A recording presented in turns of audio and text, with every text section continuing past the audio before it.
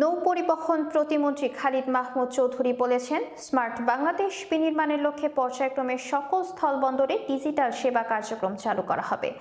বাংলাদেশ স্থলবন্দর কর্তৃপক্ষ কর্তৃক ভোমরা ডিজিটালাইজেশন কার্যক্রম উদ্বোধনের মাধ্যমে প্রধানমন্ত্রী শেখ হাসিনার হাত ধরে উন্নত ও সমৃদ্ধ স্মার্ট বাংলাদেশ বিনির্মাণের প্রত্যয়ে স্থলবন্দরসমূহ আজ আরও এক ধাপ এগিয়ে গেল। তিনি বলেন, উন্নত বিশ্বের বন্দরের ন্যায় আমাদেরও দেশের স্থলবন্দরসমূহ একদিন স্মার্ট বন্দরে পরিণত হবে। প্রতিমন্ত্রী বলেন, দেশের স্থল বন্দরের সেবা কার্যক্রম পেপারলেস করার লক্ষ্যে বেনাপোল ও বুড়িমারি স্থলবন্দর আগেই অটোমেশন চালু করা হয়েছে।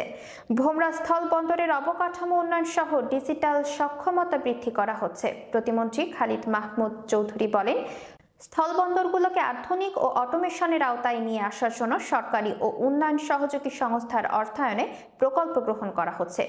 গ্লোবাল অ্যালায়েন্স ফর ট্রেড ফ্যাসিলিটেশনের অর্থায়নে প্রায় 9 কোটি টাকা ব্যয়ে ভোমরা স্থলবন্দরে সম্পাদিত ডিজিটালাইজেশন কার্যক্রম প্রতিবেশী দেশের সাথে পণ্য সরবরাহ কার্যক্রম সচল রাখার ক্ষেত্রে ব্যাপক ভূমিকা রাখবে।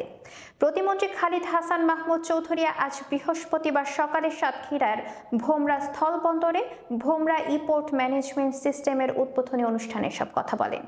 বাংলাদেশ স্থলবন্দর কর্তৃপক্ষ ও সুইস কন্ট্যাক্ট বাংলাদেশের আয়োজনে অনুষ্ঠিত উদ্বোধনী অনুষ্ঠানে বাংলাদেশ স্থলবন্দর কর্তৃপক্ষের চেয়ারম্যান মোহাম্মদ জিলুর রহমানের সভাপতিত্বে অন্যান্যদের মধ্যে বক্তব্য রাখেন সাবেক স্বাস্থ্যমন্ত্রী, সংসদ সদস্য ডাক্তার আফমা রুহুল হক, সংসদ সদস্য আশরাফুজ্জামান আশু, সংসদ সদস্য লাইলা পারভিন সেজুতি, জেলা প্রশাসক Mohammad Humayun Kabir, police super Mohammad Motiur Rahman Siddiqui, global alliance for trade facilitation এর পরিচালক ফিলিপ ইসলাম, সুইস কন্ট্রাক্ট বাংলাদেশের কান্ট্রি ডিরেক্টর মুজিবুল হাসান।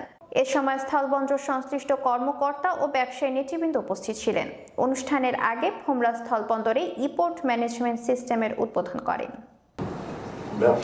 নিয়ম কানুন ছিল না, এগুলো যেন সিস্টেম চালু করেছে এবং আমাদের চেয়ারম্যান বলেছেন যে অনেক চ্যালেঞ্জ আছে, সুবিধা অসুবিধা দুইটাই আছে, কিন্তু আস্তে আস্তে আমরা অভ্যস্ত হয়ে যাই।